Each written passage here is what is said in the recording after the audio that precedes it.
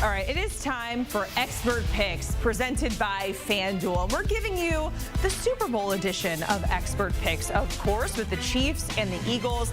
This is the 9th rematch in Super Bowl history. Now, the winner of the first game is 6-2 the second time around, and the Eagles are going to try to flip that script. So is Pete Prisco. We're getting a look at the against the spread records for Kyle Long and Pete. Kyle, his best bets is at 15-6. My eyes are going bad. I had to squint. And then Pete below 500, 9-12.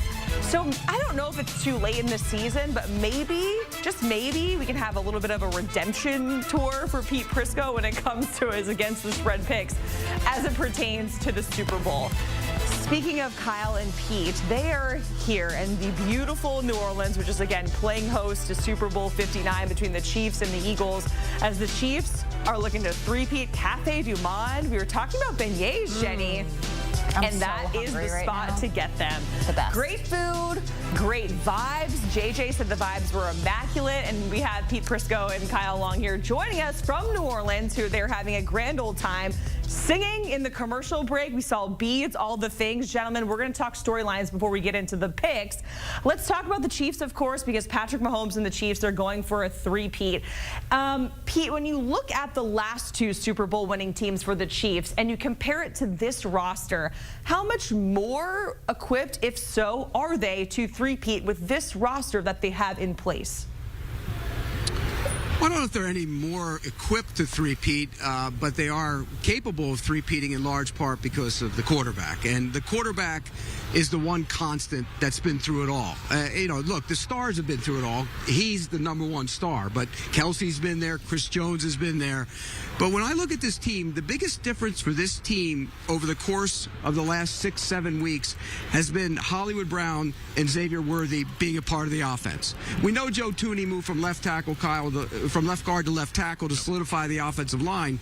But when you look at what they've done in terms of getting the speed guys going and getting creative with the speed guys, I think that's the biggest difference, and I think that's why they're more equipped even than they were a year ago. Yeah, and I really like how you mentioned the receivers that are making a big push here at the end of the season. Just a few weeks ago, we watched Xavier Worthy be the focal point of that offense, and when they got into a jam, they got into a bind, they find Xavier Worthy, and he's a guy that can catch and run it at an elite level. So they're looking to do more offensively. They can be more explosive instead of just that offense that stays on schedule, has to stay in rhythm by nature of their lineup, of their roster. Now they got guys who can do a litany of things, and with Patrick Mahomes and Andy Reid, that's a dangerous thing for opposition. Yeah, when they drafted him, we were all saying it's so unfair that the Chiefs were able to get this guy and their offense is going to be that much faster. And here we are talking about him in the context of three-peating the Chiefs, that is. If we go to the defense for the Eagles, and of course Jalen Carter, who, Pete, you have called a mini Chris Jones. Kyle, I'll start with you. How much more equipped is this Eagles squad to stop Kansas City when you look at their defense right now and the way that they have evolved, especially with guys like Jalen Carter? Well, the one thing that does concern me and Chiefs fans is the fact that the strength of this Philadelphia Eagles defense is the front and center of that defense, the interior defensive line. And the Chiefs, they brought one of their best pieces from the interior of the offensive line and brought it to left tackle.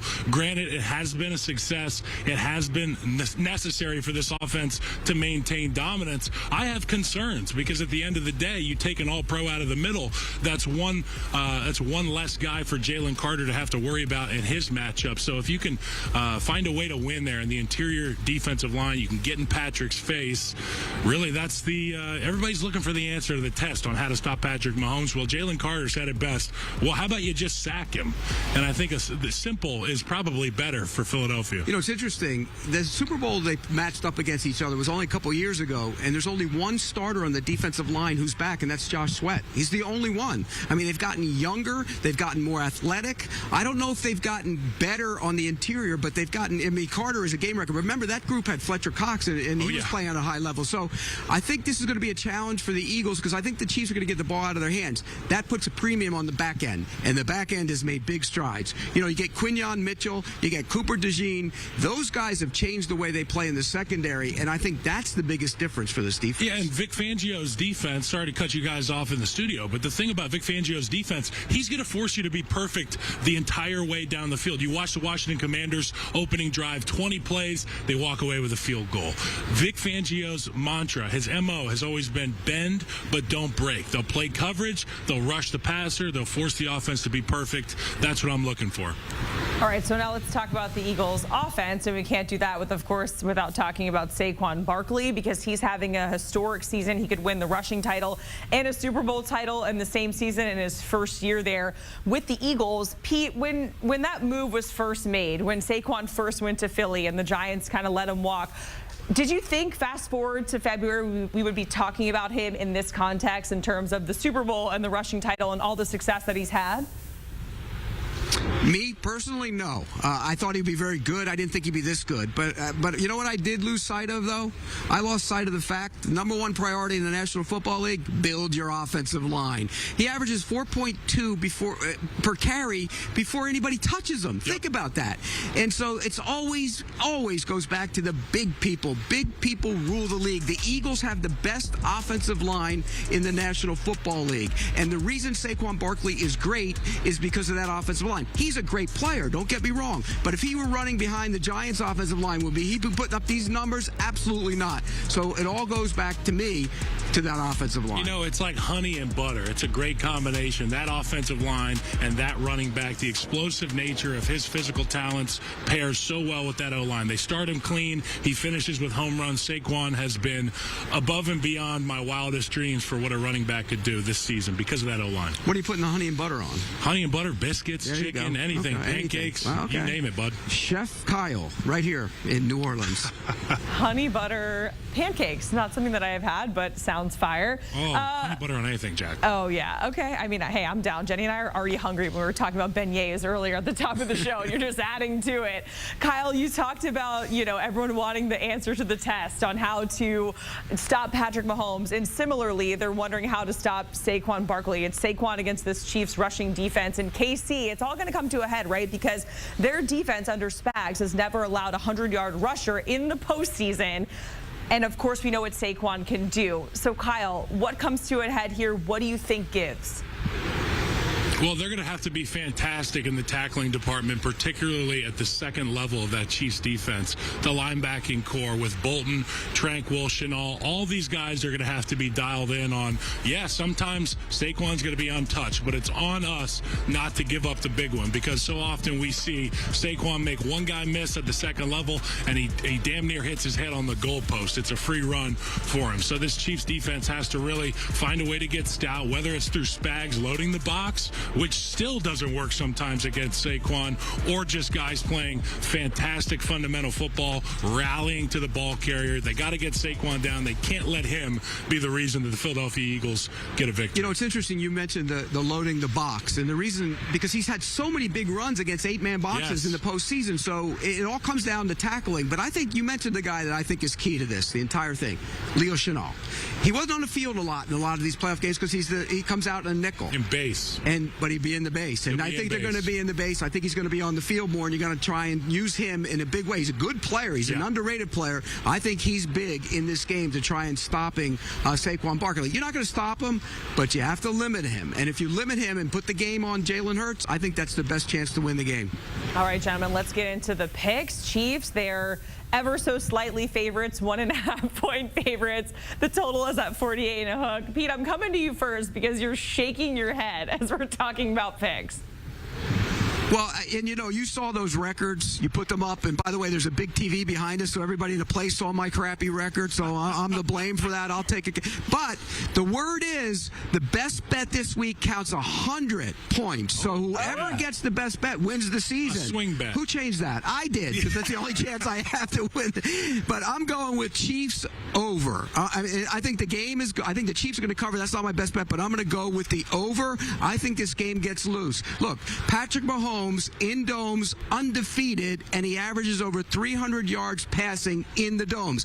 He doesn't play home in a dome. That means anywhere. He's great in it. I think he lights it up. I think Patrick Mahomes goes over his number, but I also think they score a lot of points. The Eagles will score 2 over in the game. I think both these teams definitely score points. I'm going to lean on the experience of Andy Reid and Patrick Mahomes for this pick. Chiefs -1.5, and I'm definitely going to hammer home the fact that Patrick Mahomes becomes an even more special athlete in the running game come playoff time. come Super Bowl. So I'm going over 28.5 rushing yards for Patrick Mahomes. Don't get nosy, D-line. Patrick will make you pay. He got exotic. Yeah. This is how cocky he is with his record. Stop. He's getting exotic. Hey, This guy a beignet. Kudos to you. You mean a funnel cake? The beignet is the Whatever same as you a want. funnel cake, Whatever isn't you it? want. Don't say that around here. No, it is not the same. It's very different, Pete. And Pete is now, like, changing the rules. But that's why they're called Prisco's Picks, presented by FanDuel.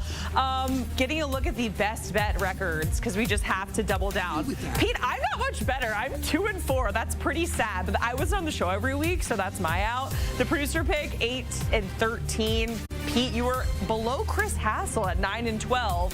Pass at 13-8. And then, of course, Kyle Long sitting at the top at 15-6. And, of course, Pete is saying that the best bet is worth like 100 points. He's trying to, you know, switch things around so he can win and surmount this, like, crazy comeback. So best bets. Pete, I know you kind of gave yours away already. But, Kyle, we'll start with you. What is your best bet?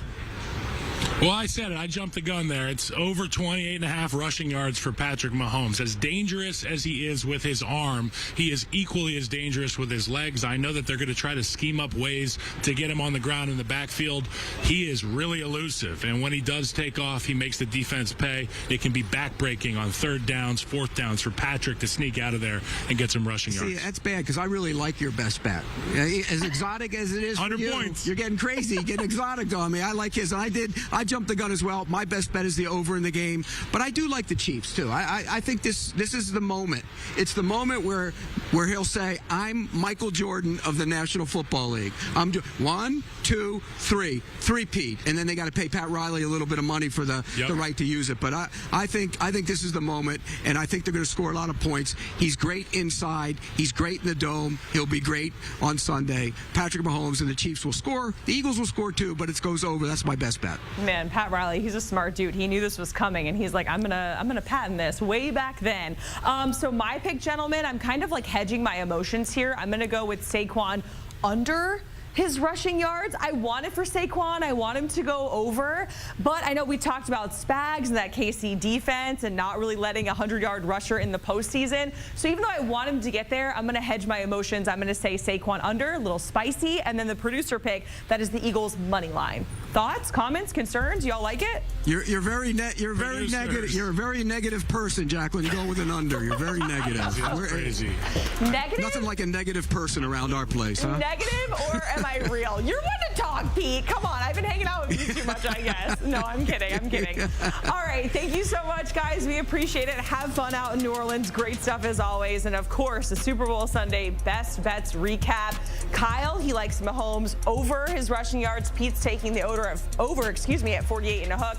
I'm going Saquon under his rushing yards, but don't call me negative. And the producer pick, they're going with the Eagles money line. And, of course, you can hear more from Kyle Long and Mike Renner on Pushing the Pile. Pete Prisco, he is also a friend of the pod, a frequent guest. You can watch right now by scanning that QR code on your screen.